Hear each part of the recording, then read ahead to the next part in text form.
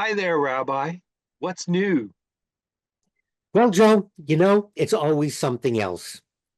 I have a news aggregator on my iPad, and I found this therapist, psychiatrist in New York, and she does a great job with couples therapy.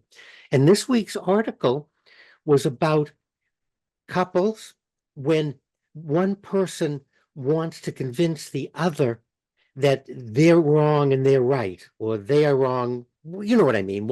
Yeah, that I have the right, you have the right. Okay.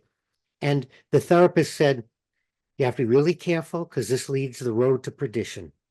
And so I'm reading the article and it made sense. And she showed the shift. Then, as it concluded, it said couples have problems with money and money management. And I'm thinking, oh, she's coming into a new topic. And this is very common in couples therapy because often how we handle money and having a checking account in people's names. I said, okay, this is getting into it. 3 sentences later, it was opening up accounts, getting a new CD. It was all about a bank. And it wasn't in a black box. It wasn't presented as an ad. It was seamed in. And I'm thinking, what a disappointment. It's always something else. Here, I was reading an article by someone whom I respect. And I don't think she was promoting that bank, though it appeared that way. It's always something else. And I think all of us have great examples. Hotels. Every hotel in the known universe is now green. Why?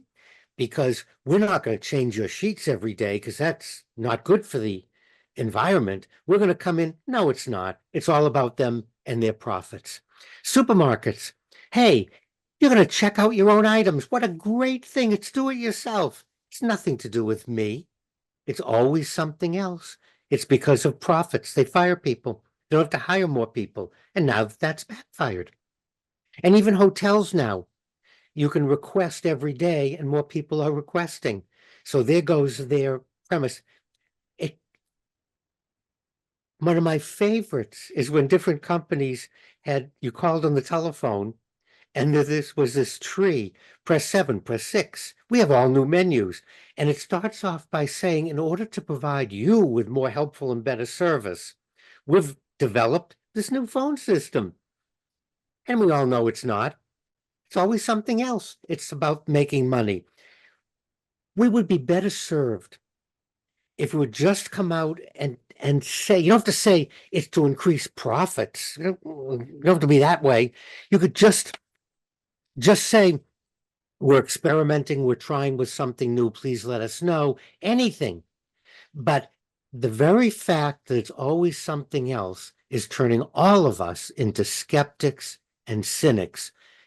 Politicians lead the parade with it's always something else.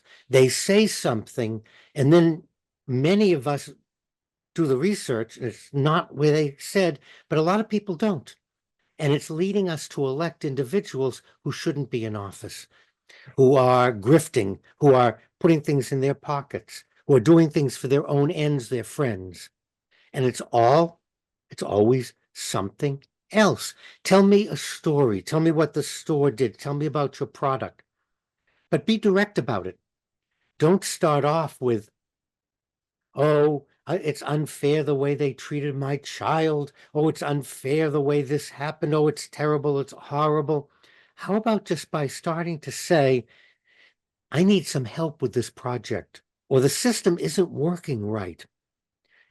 Um, it's always something else. And I think those listening and watching, send me some of your examples of how you came across where you were deceived or led down the road.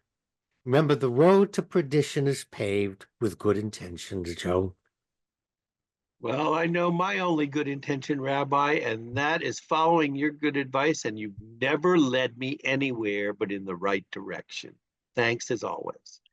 And I am learning now how to read the headlines, because more often than not, the headline is not what the article's about. It's always about something else.